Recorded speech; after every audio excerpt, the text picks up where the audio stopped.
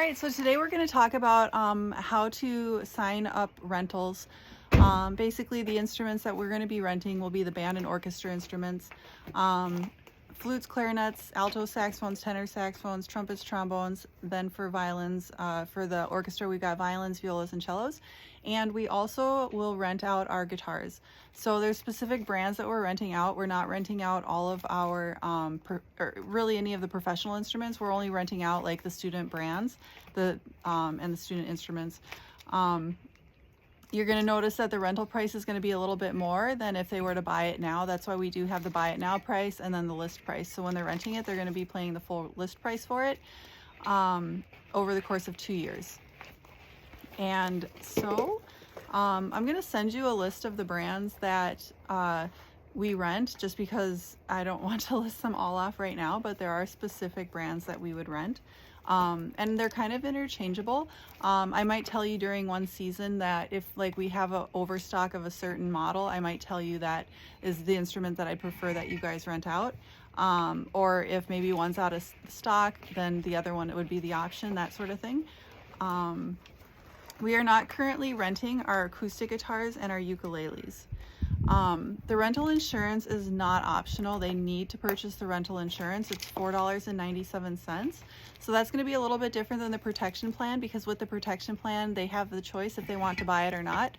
But with the rental insurance, it's required because, you know, in case they return to us a broken instrument. The rental duration is 24 months. Always. It's never going to be less than that. And so part 2 is going to be filling out the form. So, all right, so here is our rental form. I'm sure you guys have all seen it. The first page is the white page, and that's what you're writing on. And remember, you're writing, the ink has to bleed through 3 pages of paper, the white, yellow, and pink page. So you're going to want to press firmly.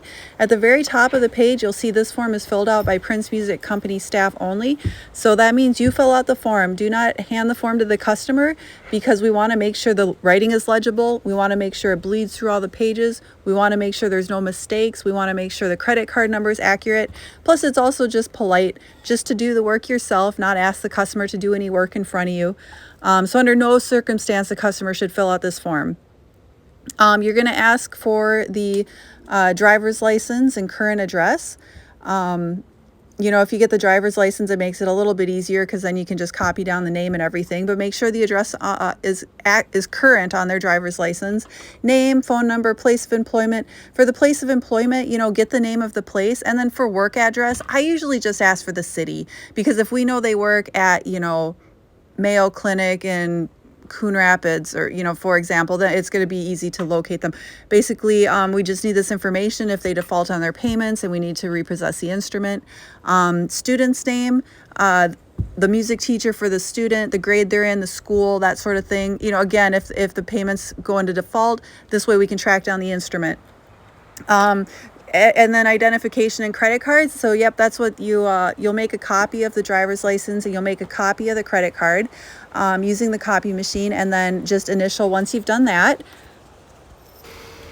All right, so here you're going to see how we have the credit card and the driver's license, and we're going to make a copy of it.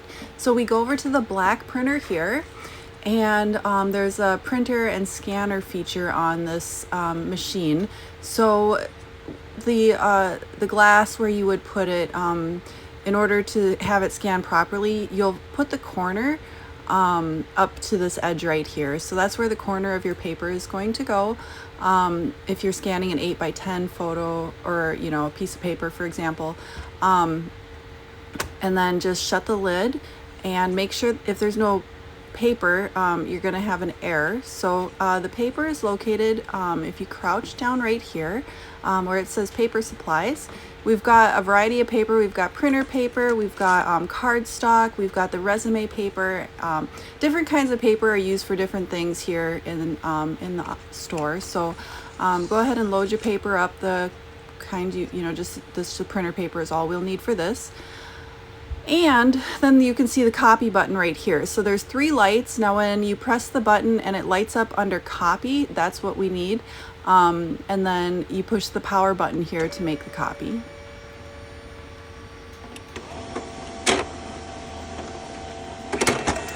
You can pull that out for the page to rest on, and there it is.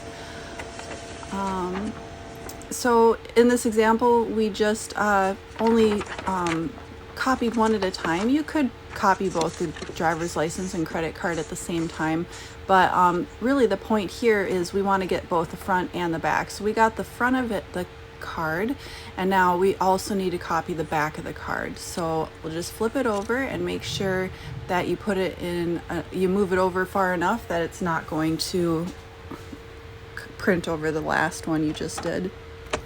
And that's how you would do that. Same thing here, just hit the copy button and then print.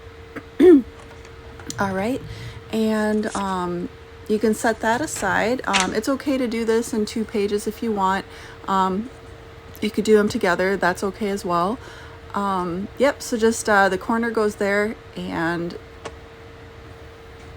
we'll do another copy of the driver's license. Front and back, both the driver's and the credit card.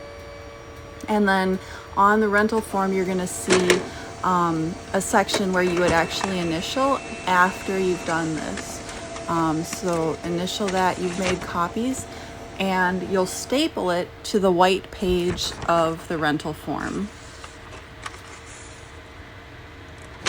All right, and as you can see, we've got the 2 pages of the front and back copy of the driver's license and credit card.